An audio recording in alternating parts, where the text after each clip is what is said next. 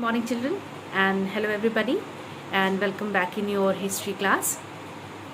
बच्चों, मैं आशा करती हूँ कि आपने पिछला वीडियो ज़रूर देखा होगा और पिछला लेक्चर आपने ज़रूर पढ़ा होगा, और मैं ये भी आशा करती हूँ कि आगे भी आप वीडियो ज़रूर देखेंगे और आगे भी लेक्चर आप ज़रूर सुनेंगे। तो बच्चों, जैसा कि हम लोग जानते हैं, एज यू नो दैट कि we have already started the chapter from history section, that is the rise of nationalism in Europe in 19th century. यानी हम जो है वो इतिहास का पहला पार्ट यानी पहला चैप्टर हमने शुरू किया है, जिसका नाम है 19वीं शताब्दी में यूरोप में राष्ट्रवाद का उदय। बच्चों, हमने ये चैप्टर जो है वो शुरू किया है, और पिछले 2 लेक्चर में हमने कई टॉपिक्स, कई शीर्षक जो है ऑलरेडी वी हैव डिस्कस, हमने डिस्कस कर लिया है। बच्चों, इन दिस लेक्चर, आज के लेक्चर में, in today's lecture, we are going to continue this chapter. हम इस चैप्टर को कंटिन्यू करेंगे और आगे के शीर्षक के बारे में पढ़ेंगे, आगे के शीर्षक पे चर्चा करेंगे। लेकिन आगे बढ़ने से पहले let's have a quick revision of those important points whatever we have discuss earlier in previous lecture. तो बच्चों, हम जो है वो पहले उन इम्पॉर्टेंट, आगे बढ़ने से पहले, आगे के शीर्षक को पढ़ने से पहले हम उन सारे टॉपिक्स को पॉइंट्स में एक बार रिवाइज कर लेते हैं, जिसको हमने जो है वो पढ़ा था, ताकि जो आप आगे का शीर्षक जो आप पढ़ेंगे वो आप अच्छे तरीके से समझ पाएंगे। तो let's have a quick revision of those important points. तो चलिए हम इन टॉपिक्स को, इम्पॉर्टेंट पॉइंट्स को एक बार रिवाइज कर लेते हैं। तो बच्चों, हमने पिछले लेक्चर में नेपोलियन बोनापार्टे के बारे में पढ़ा था कि सन 1804 में जब नेपोलियन फ्रांस का राजा बना, तो उसने वहाँ प्रजातंत्र को नष्ट कर दिया। फिर वहाँ से फिर से वहाँ राजतंत्र की स्थापना उसने कर दी। फिर सन 1804 में नागरिक संहिता, जिसे हम नेपोलियन संहिता के नाम से भी जानते हैं, या जिसे हम सिविल कोड के नाम से भी जानते हैं, के आधार पर उसने जन्म पे जो आधारित विशेषाधिकार थे उसको समाप्त कर दिया था। फिर अगला पॉइंट हमने डिस्कस किया था कि नेपोलियन ने कानून के समक्ष जो है वो बराबरी और संपत्ति के अधिकार को सुरक्षित बनाया। अगला हमने डिस्कस किया था नेपोलियन कोड के बारे में, कि उसके द्वारा सामंती व्यवस्था को ख़त्म किया। और सामंती व्यवस्था क्या था बच्चों? पिछले लेक्चर में हमने डेफिनेशन के साथ, परिभाषा के साथ आपको बताया था। और किसानों को भू दासत्व और जागीरदार शुल्कों से मुक्ति दिलाई। यानी जो किसान होते थे वो जागीरदारों या सामंतों की ज़मीन पे काम करते थे, एक दास बन के। तो भू माने ज़मीन और दासत्व माने दास प्रथा, यानी दास बन के उनकी ज़मीनों पे वो काम करते थे, और काम करने के साथ साथ बच्चों उनको जागीरदारी शुल्क भी देना पड़ता था। तो ये नेपोलियन कोड जो था, ये जो नेपोलियन संहिता थी, उसने जागीरदारी शुल्कों से उन किसानों को मुक्ति दिलाई गई। फिर शुरू में तो लघु उत्पादक और उद्योगपति यह मानने लगे थे कि एक समान कानून, मानक भार, माप और एक राष्ट्रीय मुद्रा से वस्तुओं और पूंजी के आवागमन में सुविधा होगी। शुरू में ये जो चेंजेस किए थे नेपोलियन ने, उससे सब बड़े बड़े उत्पादक यानी प्रोड्यूसर और इंडस्ट्रीज ये मानने लगे थे बच्चों कि इस तरह का समान कानून होगा, इस तरह का समान जो है मेजरमेंट होगा या नाप होगा, तो ये राष्ट्रीय मुद्रा में वस्तुओं और पूंजी के आवागमन में क्या होगा, सुविधा होगी। परंतु फिर बाद में क्या हुआ? बाद में सेंसरशिप और सेना में जबरन भर्ती से जो बाद में लोगों की प्रतिक्रिया क्या हुई बच्चों, कि सेना में जबरन भर्ती से जो नुकसान हो रहा था वह प्रशासनिक परिवर्तन में मिले फ़ायदों से कहीं ज़्यादा था। यानी कहीं जो प्रशासनिक परिवर्तन हुए थे उन फ़ायदों से कहीं ज़्यादा नुकसान कहीं ज़्यादा था। बच्चों, हमने साथ साथ ये भी डिस्कशन किया था, हमने पिछले लेक्चर में यूरोप में राष्ट्रवाद का निर्माण किस प्रकार हुआ, किस प्रकार उसकी, जब राष्ट्रवाद का निर्माण था तो 18वीं सदी में यूरोप की क्या स्थिति थी, हमने इसके बारे में भी डिस्कशन किया था, चर्चा किया था बच्चों, पढ़ा था कि जो मध्य 18वीं सदी के यूरोप के नक्शे को अगर हम देखेंगे तो उसमें वैसे राष्ट्र राज्य नहीं मिलेंगे जो आज हैं, जैसे कि जर्मनी, इटली, स्विट्ज़रलैंड आदि। यह क्षेत्र उस सदी में निरंकुश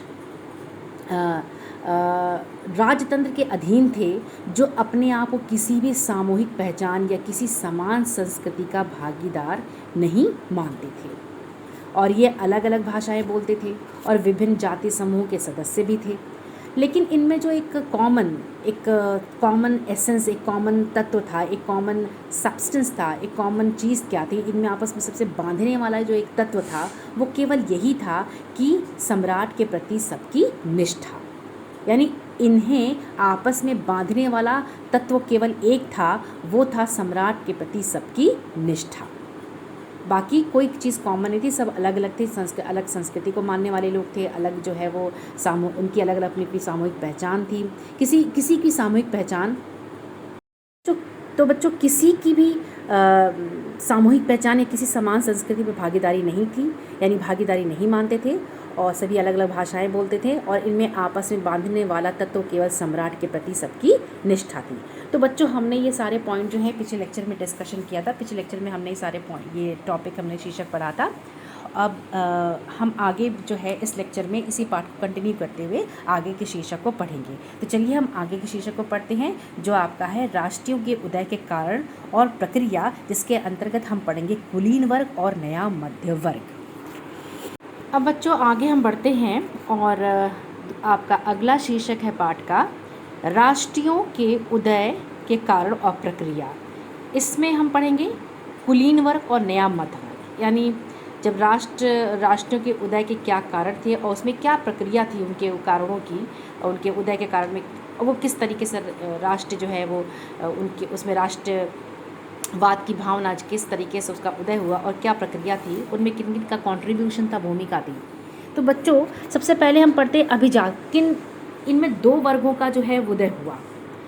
जब यहाँ इसमें क्या था बच्चों कि राष्ट्रीयों के उदय के कारण और प्रक्रिया में दो वर्गों के बारे में हम पढ़ेंगे, वो है अभिजात वर्ग, कह सकते हैं कुलीन वर्ग, और दूसरा हम पढ़ेंगे मध्य वर्ग। यानी अभिजात वर्ग को कह सकते हैं हम कुलीन वर्ग और हम दूसरा पढ़ेंगे मध्य वर्ग का उदय। तो सबसे पहले हम पढ़ते हैं अभिजात वर्ग।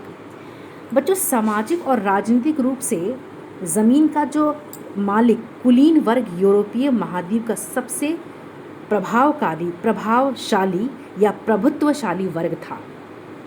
अगर हम कहें कि हम कि जो है यूरोपीय महाद्वीप में ज़मीन में संपन्न कुलीन वर्ग ही सदा से सामाजिक और राजनीतिक तौर पे प्रभावशाली हुआ करता था। अब यहाँ था कि इस वर्ग के जो सदस्य थे वो एक साझा जीवन शैली से बंधे हुए थे, जो क्षेत्रीय विभाजनों के आर पार व्याप्त थी, और वे ग्रामीण इलाकों में यानी गांव के इलाकों में जो प्रॉपर्टी थी, जायदाद थी, संपत्ति थी और शहरी हवेलियों के क्या थे, ये मालिक थे। यानी ये बहुत समृद्ध और संपन्न थे और धनी थे। ये जो वर्ग था, यानी जो ये कुलीन वर्ग था, ये यूरोपीय महाद्वीप में सबसे प्रभुत्वशाली था, सबसे संपन्न था और सबसे धनी था, क्योंकि ये गांव में इन गांव में भी ये संपत्ति के मालिक थे और शहर में हवेलियों के भी ये मालिक थे। अब बच्चों राजनीतिक कार्यों के लिए तथा उच्च वर्गों के बीच वे कौन सी भाषा प्रयोग करते थे? फ्रेंच भाषा का प्रयोग करते थे। वो जैसे राजनीतिक कार्यों के लिए यानी पॉलिटिकल जो है वो फंक्शंस के लिए या उच्च वर्ग के बीच जब वो रहते थे तब वो उनके बीच जो वो फ्रेंच भाषा का प्रयोग करते थे। उनके परिवार जो हैं वो अक्सर जो है वो वैवाहिक बंधनों से आपस में जुड़े होते थे, यानी वो लोग आपस में ही वर्गों में आपस में ही वो वैवाहिक संबंध जो है वो स्थापित कर देते थे। यानी उनके परिवार में संबंध बनाए रखने के लिए वो क्या करते थे, शादियाँ भी हुआ करती थी उनमें आपस में। मगर ये जो शक्तिशाली कुलीन वर्ग था, जो अभिजात वर्ग था, वो संख्या के लिहाज से एक छोटा समूह था, यानी इनकी संख्या कम थी। और जो है मतलब इस वर्ग संख्या की बात करें तो उस दृष्टि से ये छोटा समूह था। लेकिन जनसंख्या के अधिकांश लोग क्या थे, लेकिन इसी जनसंख्या में इस कुलीन वर्ग अभिजात वर्ग के जनसंख्या के अधिकांश लोग क्या थे, इसमें कृषक थे, यानी खेतिहर थे, यानी किसान थे। अब पश्चिम में ज़्यादातर ज़मीन पर किराएदार और छोटे काश्तकार खेती करते थे, जबकि पूर्वी और मध्य यूरोप में भूमि विशाल जागीरों में बटी थी जिस पर भूदास खेती करते थे। तो बच्चों ये था आपका कि जो जनसंख्या के आधार पर अगर हम देखें कि जनसंख्या के आधार पर अगर हम बात करें तो संख्या की यानी अभिजात वर्ग संख्या की दृष्टि से ये छोटा था, लेकिन जनसंख्या का जो ज़्यादातर जो भाग था, अधिकांश हिस्सा था, वो किसानों में बना हुआ था और यूरोपीय के पश्चिम में ज़्यादातर ज़मीन पर काश्तकार और छोटे किसान खेती करते थे। और दूसरी ओर पूर्वी और केंद्रीय यूरोप में बच्चों यानी केंद्रीय यूरोप में बड़ी बड़ी जागीरें हुआ करती थी जहाँ पे दासों से काम लिया जाता था। अब अगला आपका वर्ग था जिसका उदय हुआ, वो था मध्यम वर्ग का उदय। बच्चों, पश्चिमी और मध्य यूरोप के हिस्सों में अगर हम कहें कि औद्योगिक उत्पादन और व्यापार में वृद्धि से शहरों का विकास और कॉमर्स सेक्शन जो था यानी वाणिज्य जो सेक्शन था, वर्ग था, उसका उदय हुआ। यानी हम कह सकते हैं कि यूरोप में औद्योगिकीकरण के बाद जो है इस मध्यम वर्ग का जो है वो उदय हुआ।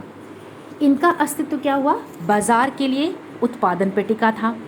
अब इंग्लैंड में औद्योगिकीकरण 18वीं सदी के दूसरे भाग में प्रारंभ हुआ, लेकिन फ्रांस और जर्मनी के राज्यों के कुछ हिस्सों में ये 19वीं शताब्दी के दौरान ही हुआ। यानी इंग्लैंड में तो औद्योगिकीकरण था, इंडस्ट्रियलाइजेशन जो था, औद्योगिकीकरण था बच्चों, वो 18वीं सदी के दूसरे भाग में यानी सेकेंड स्टेप में जो है, सेकेंड फेज़ में यानी दूसरे भाग से प्रारंभ हो गया था। लेकिन फ्रांस और जर्मनी में इन राज्यों के कुछ हिस्सों में ये जो इंडस्ट्रियलाइजेशन था, औद्योगिकीकरण था बच्चों, ये 19वीं शताब्दी के दौरान ही हुआ। तो इस प्रक्रिया के परिणाम स्वरूप यानी इस प्रक्रिया के फलस्वरूप क्या हुआ? एक नया सामाजिक समूह अस्तित्व में आया और ये श्रमिक वर्ग के लोग और मध्य वर्ग, ये कौन सा वर्ग था? मध्यम वर्ग यानी मध्यम वर्ग के समूह थे, यानी मध्यम वर्ग का उदय हुआ।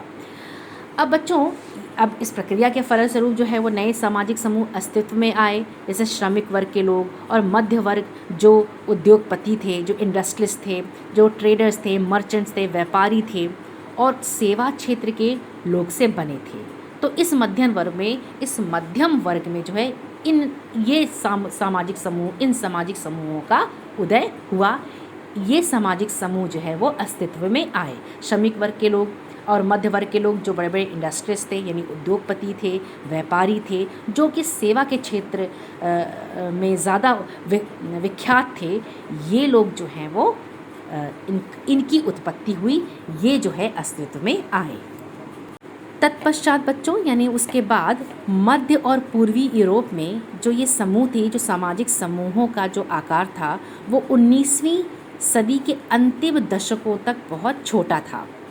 फिर कुलीन विशेषाधिकारों की संपत्ति के बाद शिक्षित और उदारवादी मध्य वर्गों के बीच ही राष्ट्रीय एकता के विचार लोकप्रिय हुए। यानी इन दोनों वर्गों के बीच बच्चों, कुलीन वर्ग यानी अभिजात वर्ग और मध्यम वर्ग के बीच जो है हम कह सकते हैं कि जो शिक्षित और उदारवादी थे, इनके जो कुलीन विशेषाधिकार संपत्ति जो कुलीन वर्ग थे और जो मध्यम वर्ग थे, इनके बीच ही जो है राष्ट्रीय एकता का विचार जो है वो फला फूला और जो है ये लोकप्रिय हुआ और विख्यात हुआ। यानी जो राष्ट्रवाद की जो भावना थी, यानी नेशनलिज्म की जो फीलिंग थी, जो कॉन्सेप्ट था, जो अवधारणा थी बच्चों, वो इन दोनों वर्गों के थ्रू जो है वो यूरोप में जागरूक हुआ, या कह सकते हैं कि स्प्रेड हुआ या फैला।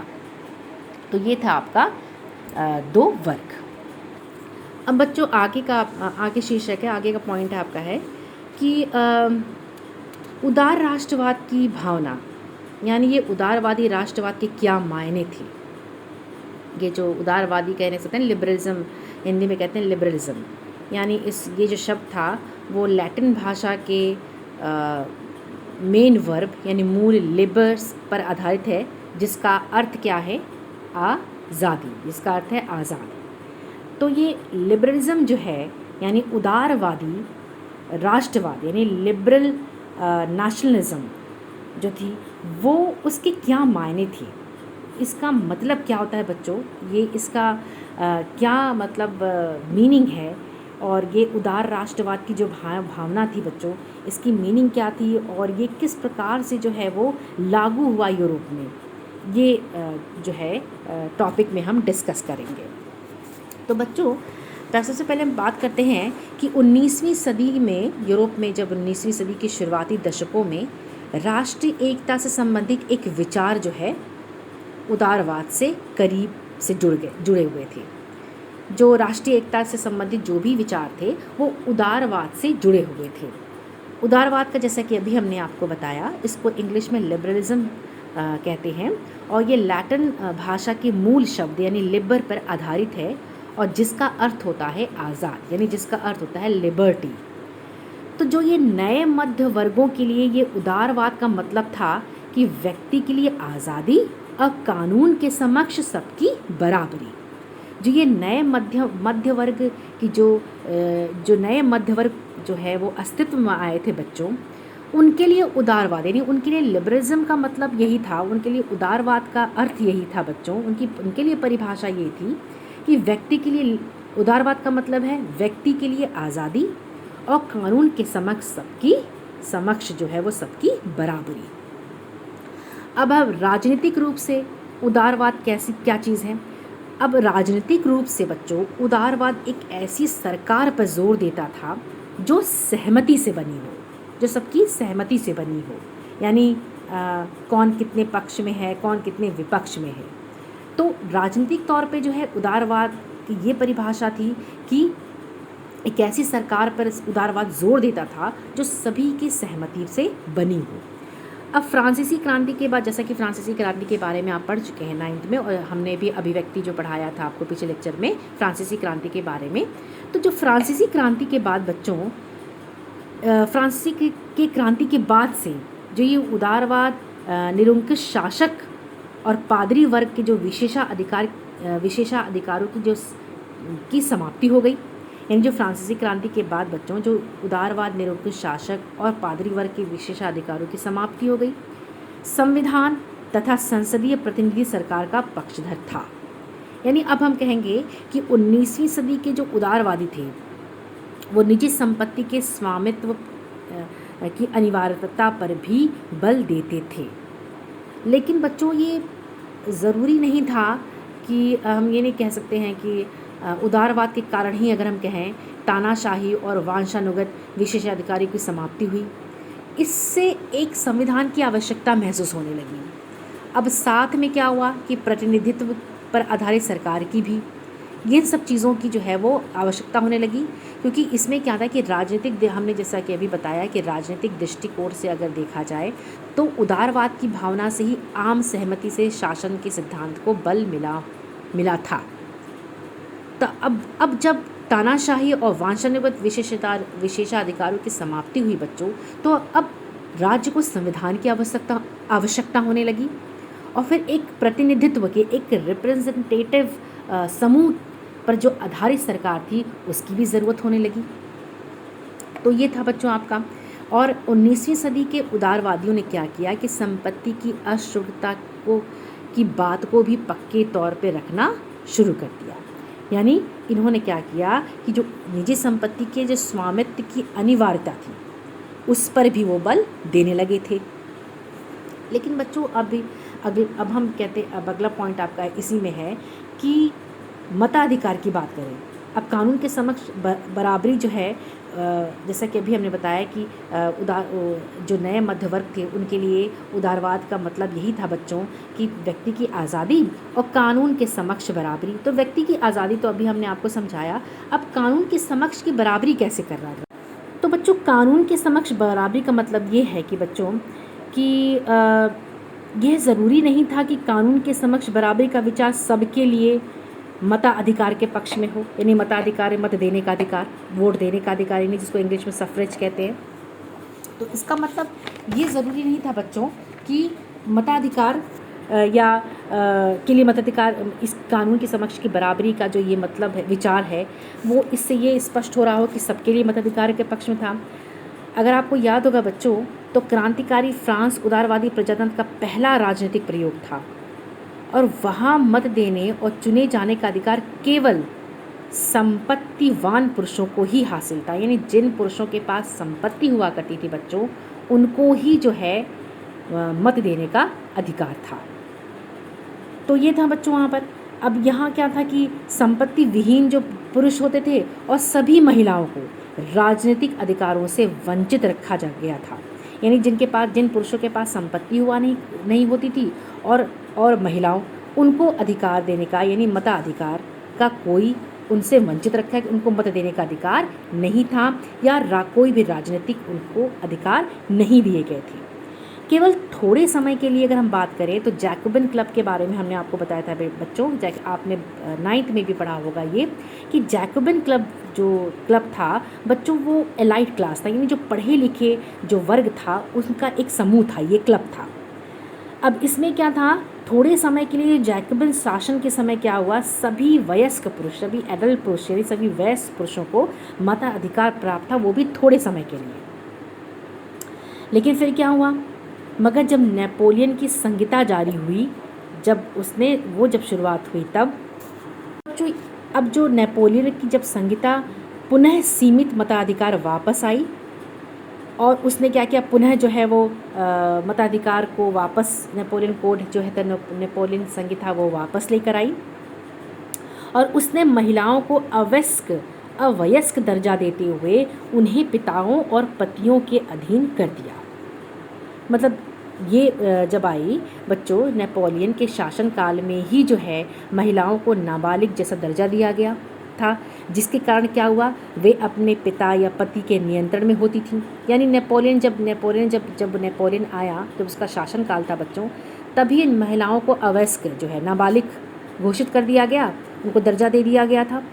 अब वो नाबालिग थे तो उनका जो है वो गार्जियनशिप होगा किसी न किसी की, वो किसी के गार्जियनशिप के अंडर में होंगी, तो जिसके कारण क्या हुआ, वे अपने पिता के अधीन रहती थी या फिर अपने पति के नियंत्रण में होती थी। अब इसमें क्या हो गया, पूरी जो 19वीं यानी पूरी संपूर्ण 19वीं शताब्दी थी या सदी थी, या हम कहें 20वीं सदी के शुरुआती वर्षों में यानी आरंभिक वर्षों में जो महिलाएं और संपत्ति विहीन पुरुषों ने क्या किया, समान राजनीतिक अधिकारों की मांग करते हुए उन्होंने बहुत सारे विरोध आंदोलन चलाए। यानी वहाँ पे क्या हुआ कि जो पूरी 19वीं सदी और 20वीं सदी के शुरुआत में प्रारंभिक वर्षों में जो संपत्ति विहीन पुरुष थे, जिनके पास संपत्ति नहीं थी, उनके मताधिकार का अधिकार नहीं था, वो पुरुष वर्ग, और महिलाएं जिनको मताधिकार नहीं था यानी मत देने का अधिकार नहीं था, उन्होंने मिलकर एक संघर्ष शुरू किया और अपना संघर्ष जो है वो जारी किया, यानी एक उन्होंने विरोध आंदोलन चलाए। जो अगला शीर्षक आपका है यूरोप में आपका जो अगला शीर्षक है कि उदारवादी राष्ट्रवादी के क्या मायने थे, या उदार राष्ट्रवादी की भावना के जो टॉपिक है उसका अगला का आपका शीर्षक है बच्चों कि आर्थिक क्षेत्र में उदारीकरण। ये हमने अभी पढ़ा व्यक्तिगत क्षेत्र में, राजनीतिक क्षेत्र में बच्चों कि उदारीकरण क्या था। अब हम पढ़ेंगे आर्थिक क्षेत्र में ये लिबरलिज्म जो है, उदारीकरण कैसे क्या था। हम बात करते हैं बच्चों कि आर्थिक क्षेत्र में उदारवाद जो है क्या मायने रखता आर्थिक क्षेत्र में।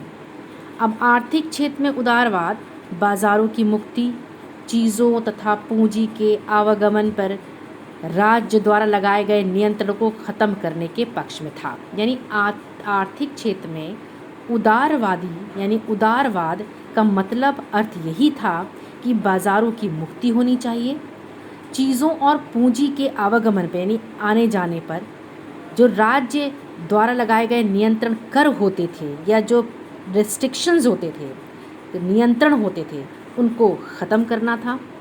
अब 19वीं सदी के दौरान बच्चों जो नया मध्यवर्ग जो अस्तित्व में आया, उसने यह ज़ोरदार मांग की।